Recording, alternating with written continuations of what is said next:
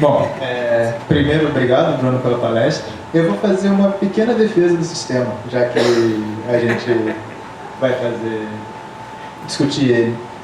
Eu fiquei um pouco incomodado com o seu... Incomodado não, eu discordo um pouco do seu argumento da fratura institucional que junta concentração de doadores com dispersão. Porque a concentração de doadores pela lei que cria um teto que é percentual, não explicaria, por exemplo, o fato que a gente teve doações que são, na maior parte, por Caixa 2. O teto nominal alto não explica o uso de subterfúgios que não passam pela doação direta. Se a JBS pode doar, e ela poderia doar bem mais que 200 milhões de reais, qual é a explicação de que esse seja o principal caminho? Segundo, um pouco esse processo aqui que está aqui na frente, que é de 98 para 2018, esse fraturamento do sistema partidário. Teoricamente, as regras dos sistemas partidários, elas não incentivam, elas só não restringem esse processo.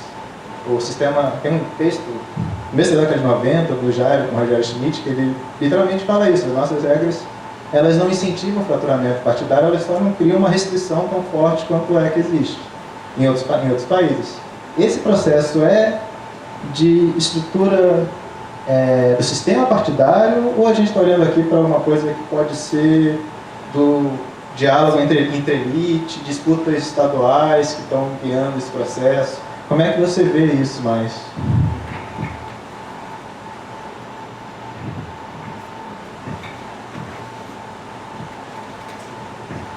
Bom, vou ver por onde começar. Acho que vou começar com mais pergunta mais dentro da coisa. Concentração do Caixa 2. Olha, no meio da turma que frequenta lá o GT de financiamento na Unbox, foi criado pelo Bruno Speck, pelo Wagner Mancuso em 2011, ao longo dessa década, a gente olha para o dinheiro, a explosão do custo de campanha que estava se dando em 2002, 2006, 2010, 2014, como legalização em boa medida. O Caixa 2 estava diminuindo. Então, porque você... Claro, duas coisas. A disputa é inflacionária, ainda mais se ela é tão descentralizada, com tantos contendores, ela se inflaciona mais rápido, tem uma dinâmica de correr atrás. Ela depende muito de dinheiro, no sentido, se você tem uma campanha, uma competição entre centenas de candidaturas individuais, você tem uma disputa que é difícil de processar em termos políticos, de organizar, networking, aquela coisa, mesmo a gente, frequentemente chega os colegas ou amigos mais inseridos dentro dos partidos, assim, 2, 3 semanas antes da eleição, falando: quem que é para votar? Né? Quem é que está disputando para valer? Onde é que a gente se carrega? Porque a assimetria informacional entre o insider e o outsider é muito grande. Né?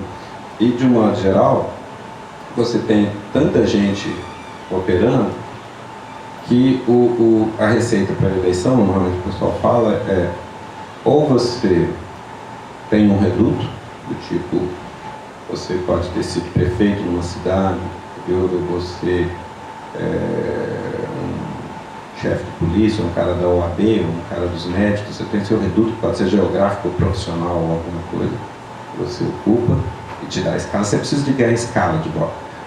Ou você já é famoso, e aí você pode até ter rejeição alta, mas você está pulverizado pelo Estado. Ou você precisa de muito dinheiro para te dar saliência publicitária para o seu número. Normalmente aqueles caras que ficam basicamente o número alardeado, visível na campanha, tendem a ganhar também. Esse é o jeito que essa coisa funcionava ao longo desse período. Ele é difícil de fiscalizar, o que por si só também tende a favorecer Caixa 2. Você tem caso de Minas, sei lá, 2.400 prestações de contas individuais a serem aprovadas. Elas não são auditadas. Ela opera por sorteio e denúncia. Você vai atrás do que é denunciado e sorteia alguns para ver. O resto é só checagem por funcionário, se a papelada está em ordem. Então o filtro é precário, então vaza. É difícil de controlar. Agora, mesmo assim, a interpretação predominante entre nós é que ao longo da década passada, sobretudo depois do mensalão, o Caixa 2, parte da explosão inflacionária dos custos de campanha em 2006, principalmente 10 e 14, seria em boa medida a legalização. O mix, em 2003, o David Samuels estimou, não sei com base em quê, em 80% o tamanho do Caixa 2, para as eleições de 2002. Ele estimava que o gasto deve ter sido mais ou menos o quíntuplo do declarado. Então, 20% era declarado, o resto era Caixa 2. Ao longo da década seguinte, a gente apostava que isso tinha caído bastante. Inclusive, eu chego ao ponto de dizer que quando o Odebrecht diz que a maior parte é Caixa 2, eu acho que ele está mentindo. Ele não precisa operar Caixa 2 e ele põe o que está lá. Se alguém pede para operar por fora, vai por fora. Entendeu? É simplesmente o mercado, para eles é relativamente indiferente. Tem dinheiro fora do radar também, se precisar. Até porque a gente está vivendo um período de liberalização financeira e proliferação de paraísos fiscais de jurisdição secreta. Então, acho que uma das coisas, inclusive, é por melhor que sejam as regras, eu acho que a gente tem motivos de ceticismo a respeito de a ideia de um mercado de financiamento que funcione, bacana, democrático, etc. Financiamento está funcionando mal no mundo todo. Mas eu acho que no nosso caso, eu não tenho base empírica comparativa para dizer que no nosso caso as fontes são mais concentradas que em outros lugares do planeta. O que eu acho que tem base empírica é para dizer que no nosso caso a regra de financiamento é a mais concentradora do planeta. E isso, naturalmente, independente do que faça ou não no Caixa 2, a doação legal tende a concentrar fonte. E isso é politicamente relevante. Tá? Até porque o dinheiro declarado até 2014 era uma fortuna. Era uma bárbara, era coisa da ordem de 3 bilhões de reais. E você tinha, e um doador só, a JBS, tinha doado 10% disso, 300 milhões de reais. Então, óbvio, você tem um mercado viciado. Aí depois, 3 anos depois, em 2017, o Joesley, em busca de um acordo de doação premiada, ele disse que aquilo era propina. Ele deu para 2.900 caras, 300 milhões de reais declarado e chamou de propina. Como assim? Ora, o interrogador está dizendo que é propina, está oferecendo um acordo, se eu disser que é propina, eu digo que é propina. Fica sendo propina. O meu ponto é o seguinte: o sistema vigente até 2014 é estruturalmente viciado e ruim para a democracia, mesmo se for estritamente legal. Independente do crime que aconteça ali, ele é uma merda no sistema. Esse é o ponto um pouco. Só que uma coisa é o diagnóstico da antidemocraticidade do sistema. Outra coisa é o enquadramento dos atores como criminosos, todos por atacado. Acho que uma coisa tem uma dinâmica, a outra coisa tem outra. Uma coisa é você ter um diagnóstico, você tem regras ruins e tem que mudar as regras. E acho que tem algumas mudanças mais ou menos simples que tendem a tornar ele menos ruim. Outra coisa é falar, isso é um vale-a-couto de criminosos e eu vou prender todo mundo. Sobretudo até porque, exatamente, eventualmente tem um Gedel com 50 milhões escondido no carro. Né? Ocasionalmente tem alguém jogando dinheiro na privada para dar descarga porque a polícia está chegando. Mas esses caras estão sendo processados junto com 200 deputados porque apareceram na delação da Odebrecht. E aí vai... Exatamente, meu ponto é, na hora que a gente criminaliza Caixa 1, a bandidagem comemora. Porque aí vai todo mundo. Vai todo mundo junto. Porque o mercado de financiamento de campanha era estruturalmente viciado. Né? A coisa do sistema partidário, ok, o sistema eleitoral já era o mesmo quando estava daquele jeito, em 98. Ele continua o mesmo até 2018. O meu ponto é que o sistema eleitoral torna o sistema partidário vulnerável à decomposição ao sabor de crises, e essa decomposição é ruim para a estabilidade do sistema. E aí ok, o TSE ajudou a atrapalhar, né, com a vinculação das coligações e depois com a fidelidade partidária. Ele resolve, não, tudo bem, ninguém pode mudar de partido, exceto se for para fundar um novo partido. Aí todo mundo sai fundando um novo partido.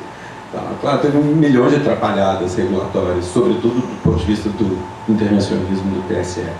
Mas o meu ponto, sobretudo depois, assim, que tem um artigo naquele programa, aquele projeto VDEM, Varieties of Democracy, do Michael Coppert, tem um paper que saiu ali, que o Fernando Bizarro circulou, que fala que, aparentemente, pelos dados disponíveis ali, um dos melhores preditores da longevidade da democracia é o que se chama institucionalização do sistema partidário. Sociedade civil é importante também, mas o sistema partidário é ainda mais importante.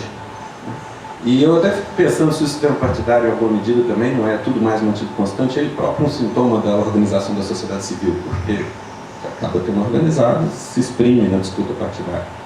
Mas o ponto é que diferentes sistemas eleitorais, eu não quero o sistema eleitoral americano ou a britânica que me produza um duopólio inexpugnável por 200 anos. Isso também é problema. Mas eu acho que a gente não precisa também do sistema eleitoral que, ao contrário, torna o sistema, dificulta o cultivo de um sistema partidário moderadamente pluralista, porque torna a disputa eleitoral vulnerável a uma dinâmica completamente autofágica, porque a sigla eleitoral não é saliente na composição dos mandatos de deputado. E a gente tem um sistema que bota quocientes nos maiores estados perto de 1%, quociente eleitoral, é campanha individual, a gente só sabe de que partido o cara é se a gente tiver os números memorizados na cabeça, e é cada dia mais difícil memorizar os números. E aí você tem no momento em que uma crise econômica e uma investigação policial atinge o sistema, o sistema partidário explode. Se o Michael Coppert estiver correto, ao explodir o sistema partidário, bota em risco a democracia. Eu acho que a gente não precisa disso. Quer dizer, e eu acho mais, esse sistema eleitoral, sabia André Freitas costuma dizer assim, é o melhor que tem, porque é o eleitor que fixa a lista. Então não só se tem sistema, proporcionalidade, quocientes baixos, portanto barreiras à entrada baixas, e o eleitor fixando a ordem da lista em vez do partido. Ora, eu acho que isso é extremamente ingênuo a respeito da maneira como de fato opera a mecânica de fixação da lista por instância partidária de maneira clandestina pela canalização de recursos. Como o Bruno Speck e o Wagner Mancuso mostraram, quer dizer, a vasta maioria dos candidatos gasta mais do que arrecada. Alguns poucos arrecadam mais do que gastam. E, sobretudo, você tem comitês eleitorais nas coligações e nos partidos constituídos por dirigentes, constituídos não necessariamente integrados por dirigentes partidários, mas constituídos a partir de decisões de instâncias partidárias que têm total liberdade de canalizar dinheiro. Em 2010, eles mostraram que mais ou menos metade do dinheiro que é doado é gasto por uma instância diferente daquela que arrecadou. Quem redistribui? Comitê financeiro, que são constituídos pelos partidos. O que eles fazem com isso? Eles jogam dinheiro em quem eles querem eleger. Então, a ideia não é que os partidos não importam. A ideia é que os partidos não são salientes na cabeça do eleitor. Agora, de fato, os partidos estão constituindo, não apenas eles importam no plenário, como a literatura do modo geral diz, mas eles importam ao controlar os fluxos de dinheiro dos 2 bilhões arrecadados em 2010 para os candidatos que eles querem eleger. E numa lista de 1.000 candidatos, numa disputa entre 1.000 candidatos, ter dinheiro colocado na sua campanha é fundamental. E o Rodrigo Horochowski mostrou que o dinheiro que mais faz diferença é o repassado por partido. Então, a própria ideia que a imprensa às vezes pega, a doação feita para o partido, a doação oculta, É porque ele quer doar para um cara, mas na verdade o partido, na verdade o partido é um atravessador fundamental dessa história. E a empresa doa para partido sim, porque importa a ela boas relações do modo geral com o sistema. Um ponto importante que eu gostaria de ter falado antes, esqueci, mas os investigadores eventualmente vão em busca da arma fumegante, da prova do crime. Qual foi a medida provisória que o cara votou a favor daquele cara que deu 15 mil para ele? Olha, não é isso que os grandes financiadores estão comprando. Eles não estão comprando uma medida provisória, uma medida A, B ou C no varejo. Eles estão comprando portas abertas no sistema político como um todo, no atacar. Eles estão comprando telefonemas atendidos, portas abertas, canal de influência permanente. Eles eventualmente não precisam incorrer em corrupção, muitos deles, porque eles escrevem a lei. Quem escreve a lei não comete crime. Ele faz a lei que lhe convém. O nosso problema mais grave não é crime. O que é crime mesmo é a espuma.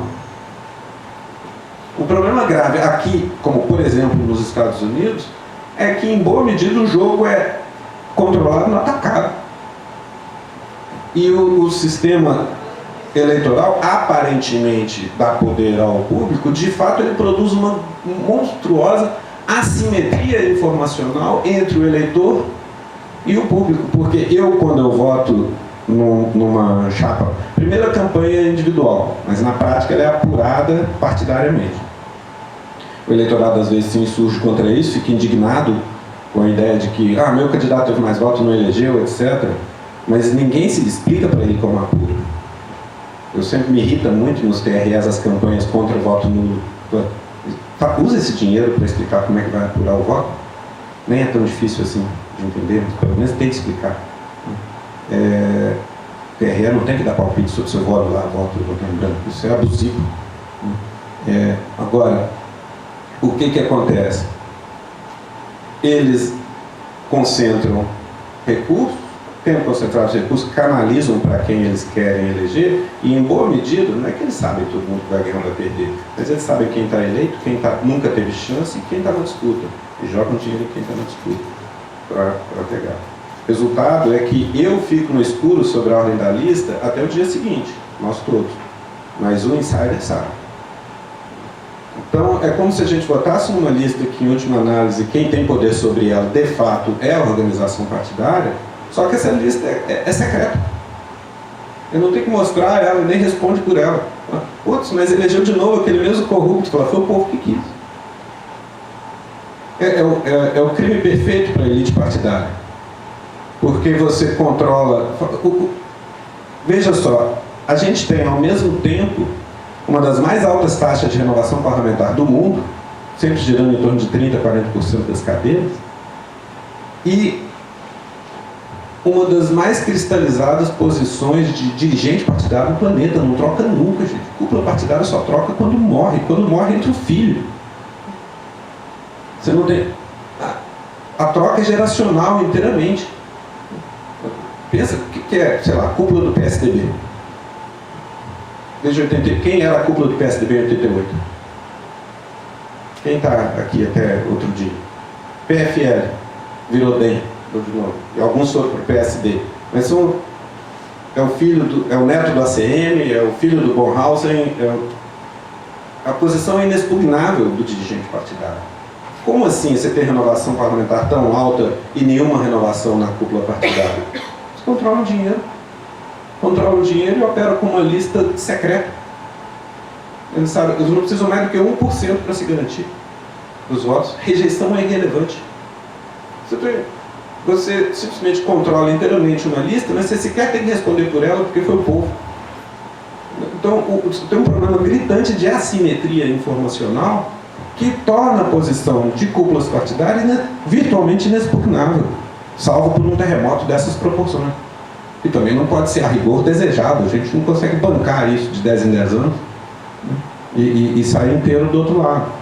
Eu quero um sistema que se renove de maneira mais ou menos natural ao sabor da competição política em função de alinhamentos do eleitorado com políticas públicas.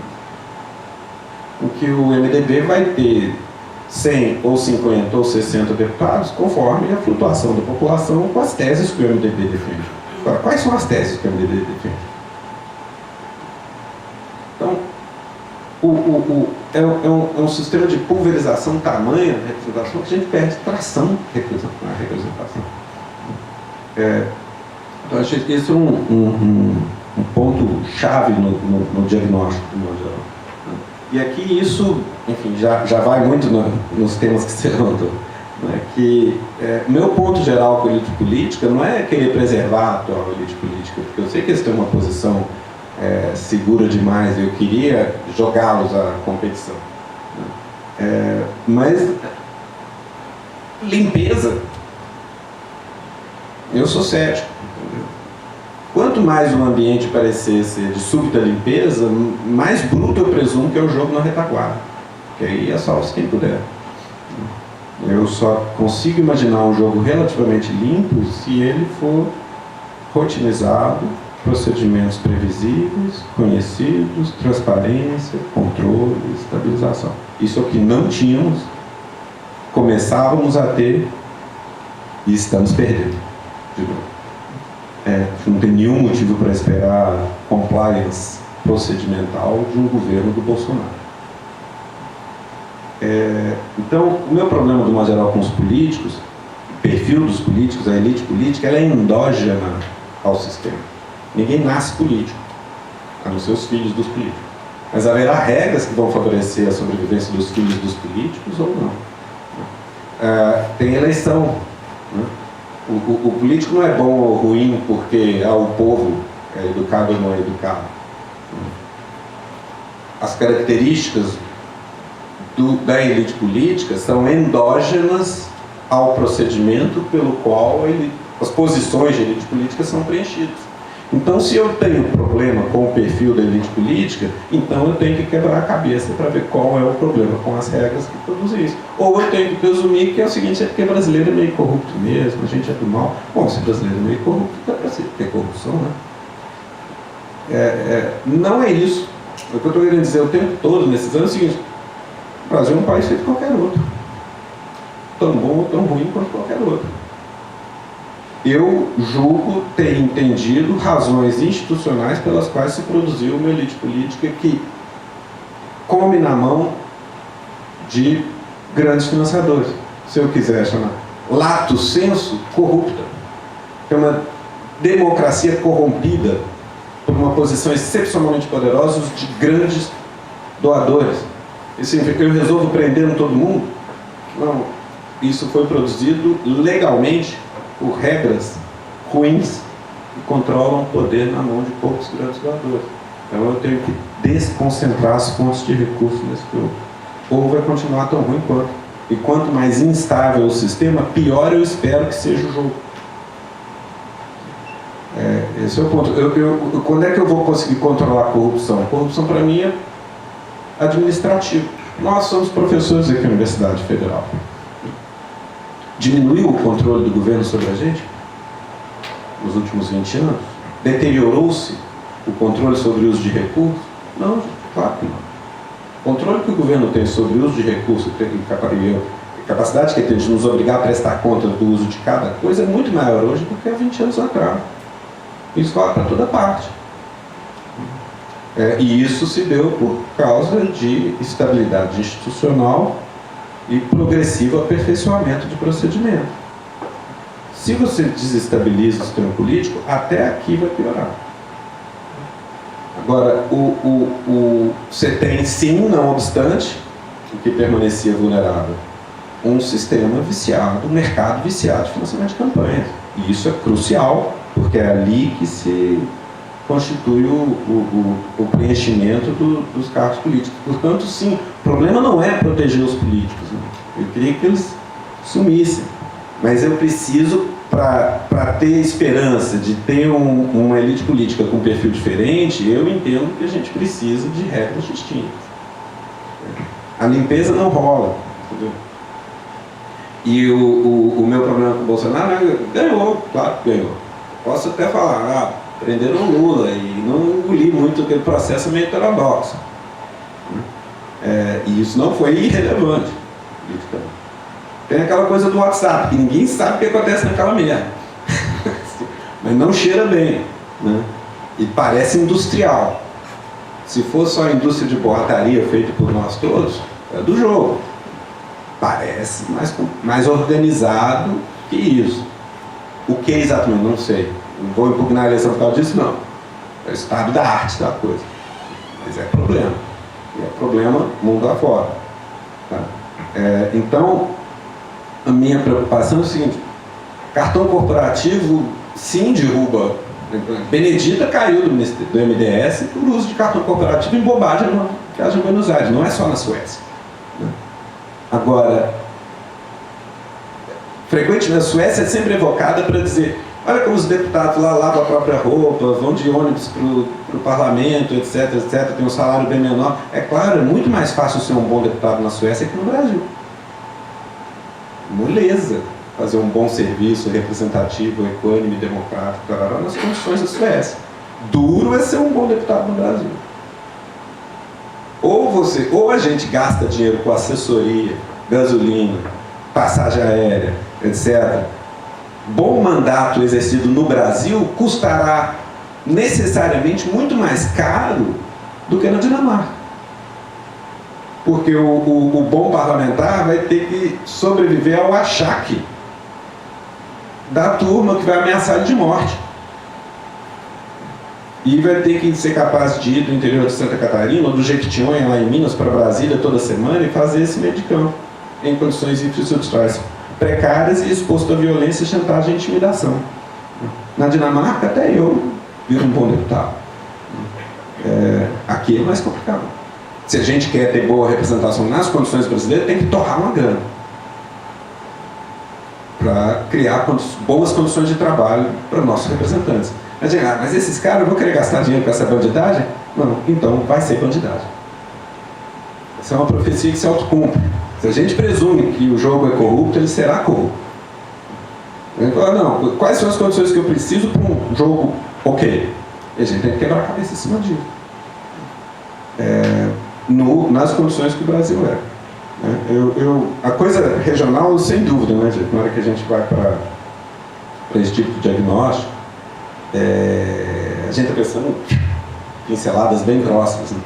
Está pensando nas regiões metropolitanas, na periferia de São Paulo, do Rio, grosso modo. Claro que diferentes estados têm diferentes inclinações e dinâmicas próprias. Mas é isso, a gente olha um pouco para as flutuações das grandes ondas, das margens de um lado e do outro, né?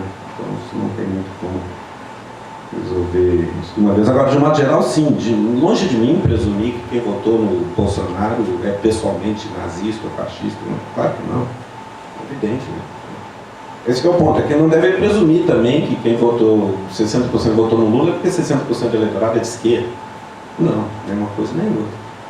Não é porque votou 55% votaram no Bolsonaro, 55% do eleitorado é fascista. Não sei se Bolsonaro é fascista. Bolsonaro exprime os preconceitos autoritários que ele aprendeu na caserna. Pronto, ele próprio um oficial de média patente.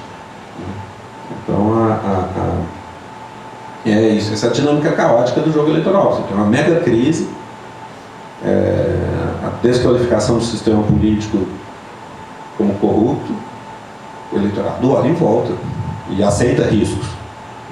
Topa, sobre prosperidade, o eleitorado fica mais conservador, claro. A vida está melhorando, qual é a situação.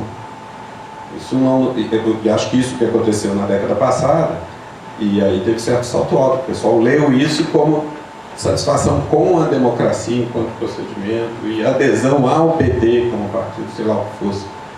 Não, as coisas estão boas, você vota conservadoramente para manter. As coisas estão ruins, você olha em volta o que parece diferente e vai. Nesse caso, eu acho que a gente desorganizou um quadro a um ponto tal que a gente está brincando com azar, porque a gente jogou a bola para o alto e ela caiu no colo de um cara que não é só questão de compromisso ou não com a democracia. A gente não tem a menor ideia do que ele vai fazer em área alguma. Nenhuma. Não falou nada sobre assunto nenhum. A única coisa que ele fala com um pouco mais de começo, meio e fim, dá a sensação que ele não vai fazer, que é segurança. Falou que vai armar a população como tudo. Não vai nada, aí vai pular de 60 mil mortos para 100 mil mortos por ano. eu acho que não vai acontecer, por quê? Porque se eu fosse do alto comando do Exército ou comandante da PM, eu vou falar, não deixa. Você está maluco? Quem que vai morrer? Vai morrer a polícia. Você vai dar arma para a população, vai triplicar o número de PMs mortos. Se eu fosse comandante de polícia militar, tudo bem, eu ia apoiar a linha dura, né, isenção de imunidade dos policiais em eventuais ações violentas, tarará, todo esse repertório eu apoiaria, talvez. Mas facilitar a compra de arma pela população? Hoje, maluco? Pé na cabeça. Quem está na linha de tiro é a polícia. Então, enfim, e esse é um assunto que, de alguma maneira, ele parecia falar algumas coisas, mas elas não fazem sentido. Mas isso é irrelevante. E acho que isso... Debate eleitoral nunca pode ser superestimado. A gente sempre soube que não é exatamente discussão, afinal tem um apelo ao povo, um monte de coisa simbólica entra aí e tal. Mas nesse momento, pós-internet, essa fragmentação do debate ficou mais aguda e isso não é exclusividade nossa. Mas é isso, estava falando na hora do almoço, aquela coisa. Em 89, quando o Collor resolve usar a carta da Lurian, a filha ilegítima do Lula, que ele teria alegadamente querido abortar, etc., e o Collor usa isso 3 dias antes da eleição. Naquele momento, por mais que a gente ache a decisão do Collor detestável, foi uma decisão grave que ele teve que ponderar. Falar, eu uso isso ou não uso isso? E usar isso significava expectativa de ganhar algumas coisas, perder outras, ter que responder no dia seguinte, etc. Isso tinha um peso, isso era grave, isso ia produzir um terremoto na campanha. Agora, você usa 500 Lurian por dia, né? E não responde por nenhuma, né? E não tem um debate na campanha, né? Você tem, cada um de nós teve a sua campanha individual, não tem mais uma esfera pública e um debate em torno de plataforma. Tem a máquina da difamação mútua, né? Isso é sim preocupante, isso aí nem é exclusividade brasileira, né? Isso está aí mundo afora e as coisas estão deteriorando.